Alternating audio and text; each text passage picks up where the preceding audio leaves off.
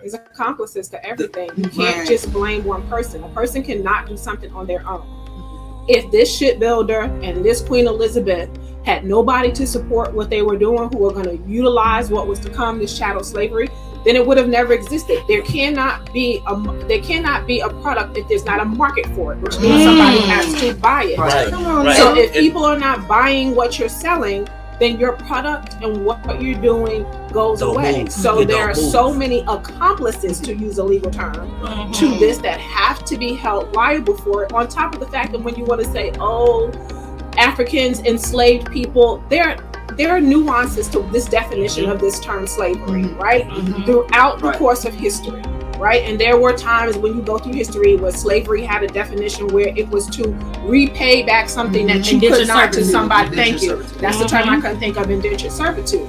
But then people do what they do and they flip it to make it benefit them. But I also think a bigger question is for us today, if we're really having this conversation, what is the intent behind wanting the reparations and giving it to us? What will we do for? Is it truly saying it's the accountability? Then the accountability should be enough without the money. Right. But to me, when you add on the fact if reparations is going to be financial in nature, what so many people need, the bigger question for me is, what you gonna do with this money if I gave it to you today? If they drop, let's just say if they drop 50 stacks on all of us today, what are we gonna do?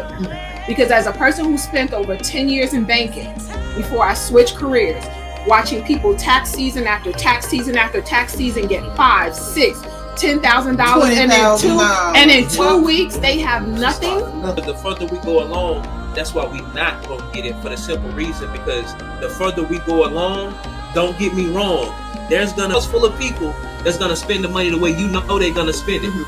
There's gonna be rims of all different kinds out this month. There's gonna be cars of all different kinds. Jerry is gonna be stupid. There's gonna be cats walking around at night. Hold on, bring it home. There's gonna be cats walking home with night armor and full gold and stuff. Don't get me wrong, they get that kind of money. You know it. But at this point in the worlds where we're at in present time, in this point in time, 2023, they know that if they drop that money on us, there's enough of us that's gonna break the system without them even having to admit guilt. But we got somebody else that gotta say. Go ahead. I said I disagree. They will give it to us. Okay. Why? Because they know it's gonna go right back into the corporation. That makes sense. The United States doesn't have morals because a corporation has no morals. The United States is a corporation, not a country. So what we're talking about is you're having people, a system that knows that it's about economics, checks and balances, dollars and cents. Right. Like we're in right now, if you give the money, they know they're going to give it right back. The boost. That's what's going to. They're depending on us to be slack. They're depending on us to be ignorant.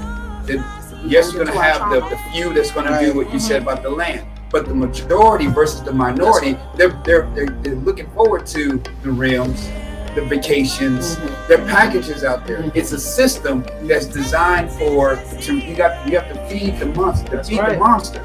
And this will greatly feed the monster. We're going to give it to you, but you know you're going to give it right back. Right. And I agree with you to a degree. If you would have caught me 10 to 15 years ago, I would agree with you to more of a degree. Even if it's not the system or the head of the system that's morally waking up, the gears that operate the system are starting to question their function.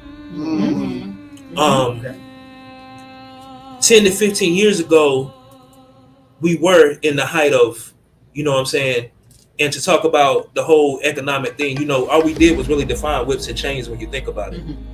Literally.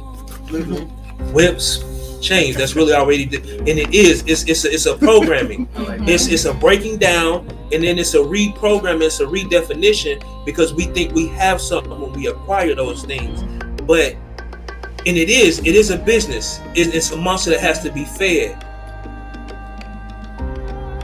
They not gonna give it. The pandemic was a testing of really if they was gonna give it to us or not. The pandemic backfired. there was a lot of people that took that bread, that assistance that was given, the money that they had, and they put it into the monster. Like, don't get me wrong, you know, they put it into the monster, but you did have a lot of people that hibernated, so to speak. They redirected their energy. You know what I'm saying? Especially for the melanated community. You know what I'm saying? Like, a lot of them didn't get the full impact of the pandemic because they was already well off. We seen them on TV crying and stuff and all that, but that was on your facade because their everyday routine was being interrupted. Right. You know what I'm saying? So 10 to 15 years ago, I would agree with you more, but now that this awakening, and I hate to use certain terms because, and they really try to make it, we see it so much, they really try to make these terms become cliche and demean them so we don't continue in the path of awakening. But that's really what it is. It's an awakening. They not, like I said, the further we go along, the further we get away from it. Because the further we go along, the further they realize they can't control what we do with it. You know what I'm saying? Like, there's a lot of people that is gonna buy. It's gonna be all. But there's now in today's age, the balance. It's enough of us that's gonna do. Like the group that just got together in Georgia and bought that was like 160 something acres together. It's a group in Texas. Like, and Killer Mike just got together with a group and they bought it's enough of us now, right. And it's enough examples now, especially being in the 2A community. It's something that we really look for because we want our own land to be able to safely arm ourselves, safely train on without any. I don't know if y'all know what's going on right now with it's a family of farmers in Colorado. They're literally trying to have their land stripped from them by the sheriffs and stuff. Like, they're legally, they have like 1,000 and some acres. During the pandemic, these people took care of the community that want the same color as them. You know what I'm saying? And now this same community is trying to strip them of what they have because they understand the value is really in the land. The value is really in their mind. The minds is waking up. Like, if you got a space to do what you want on, you can't control what I do. You know what I'm saying? I have a space I can go to. I can hide. I can cocoon myself. I can meditate, and you can't get to me.